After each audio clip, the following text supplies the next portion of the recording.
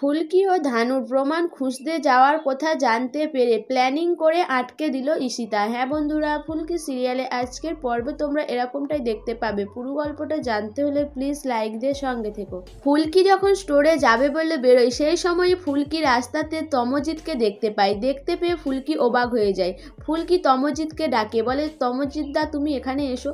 তারপরে ফুলকি জিজ্ঞাসা করে যে তোমার শরীর কেমন আছে, তুমি ভালো আছো তো? তখন তমজিৎ বলে, কই আমার কি হয়েছে, আমি তো ভালোই আছি। তখন ফুলকি বলে যে আমি শুনেছিলাম তোমার শরীর খারাপ। তখন তমজিৎ বলে, না আমি তো উড়িষ্যাতে গিয়েছিলাম এই পার্টির ব্যাপারে, আমি তো আজই ফিরেছি। এটা শুনে ফুলকি অবাক হয়ে যায়। এরপর তমজিৎ ওখান থেকে চলে যায়। ফুলকি বুঝতে পারে যে সব কিছু মিথ্যা কথা বলেছে জামাইবাবু আর ঈশিতা দি। এরপরে ফুলকি ধানুকে ফোন করে সমস্ত কথা জানায়।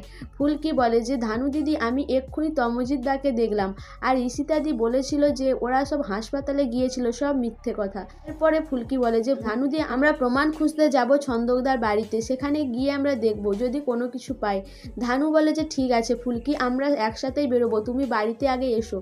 এই কথাগুলো শুনে ফেলে ঈশিতা। ঈশিতা শোনার পরে প্ল্যানিং করে যে ফুলকিকে আর ধানুকে কোনোভাবে প্রমাণ খুঁজতে যেতে দেওয়া যাবে না, যাই হোক করে আটকাতে হবে। এরপরে ঈশিতা একটা প্ল্যানিং করে নেয়। ফুলকি যখন স্টোরে যায়, সেখানে কাকুমণি এসে ফুলকিকে বলে যে ফুলকি বাড়ি চলে যাও, ঈশিতা আজকে বাড়িতে একটা প্রোগ্রাম রেখেছে, আর সেখানে সব মেয়েরা রান্নাবান্না করবে, রান্নাবান্না করার পর সেটা নিজেরাই খাবে, খাওয়ার পরে কে কতটা ভালো রান্না করেছে সেটার উপরে কিন্তু পুরস্কার আছে। এটা শুনেই ফুলকি অবাক হয়ে যায় যে ঈশিতাদি কোনো দিনও রান্নাঘরে তো ঢুকেনি, তাহলে তিনি কি করে এই রান্নার অনুষ্ঠানটা রেখেছে। ফুলকিকে কাকুমণি জোর করে বাড়ি পাঠিয়ে দেয়। এরপর ফুলকি বাড়িতে ফিরে আসে।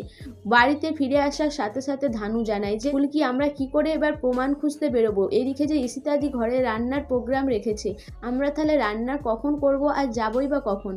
ফুলকিকে ঈশিতা এসে জানায় যে তুমি কোনোভাবে আজকে রান্নাঘরে ঢুকতে পারবে না, রান্নাঘরে না ঢুকেই তোমাকে এই রান্নার প্রতিযোগিতায় যোগদান দিতে হবে, আর তুমি তো নাকি সব পারো, সব কিছুতেই চ্যালেঞ্জ নিতে জানো, তাহলে এটাও তুমি নিশ্চয়ই চ্যালেঞ্জ হিসাবেই নেবে, তুমি এই পার্টিসিপেটটাই অবশ্যই জয়েন করবে। ফুলকি কোনো কিছুই বলে না। এরপরে ফুলকি বলে যে ঠিক আছে, আমি তো এই রান্নাতেও জিতবো, আর প্রমাণ খুঁজে এনে আমি ছন্দকদাকেও নির্দোষ প্রমাণ করব। এরপরে ফুলকি কি করবে বুঝতে পারে না। তারপরে ফুলকি ঠিক করে যে রান্নাঘরে না ঢুকে কি রান্না করা যায়। ফুলকির মাথায় প্ল্যানিং আসে। এরপর ফুলকি বলে যে আমরা আইসক্রিম বানাবো। এরপর ফুলকি ধানু পিয়াল মিলে আইসক্রিম বানায়। তারপরে ফুলকি বলে যে এটা আমরা লুকিয়ে ফ্রিজে রাখবো, আমার এই আইসক্রিম খেয়ে সবাই নিশ্চয়ই প্রশংসা করবে, আমি ফার্স্ট হব আজকে। ধানু আর পিয়াল বলে যে হ্যাঁ ফুলকি, আজকে তুমিই ফার্স্ট হবে। এরপর ফুলকি বলে যে আজকের এটাতে আমি ফার্স্ট হব, আর ছন্দকদাকেও নির্দোষ প্রমাণ করার জন্য আমি প্রমাণ খুঁজে আনবো। তো বন্ধুরা, ফুলকি কি এই সব কিছু সামাল দিয়ে প্রমাণ খুঁজে আনতে পারবে? তোমাদের কি মনে হয় অবশ্যই আমাকে কমেন্ট করে জানাবে। আর আমার ভিডিওটা ভালো লাগলে প্লিজ সাবস্ক্রাইব করে দিও, আর লাইক কমেন্ট শেয়ার করো।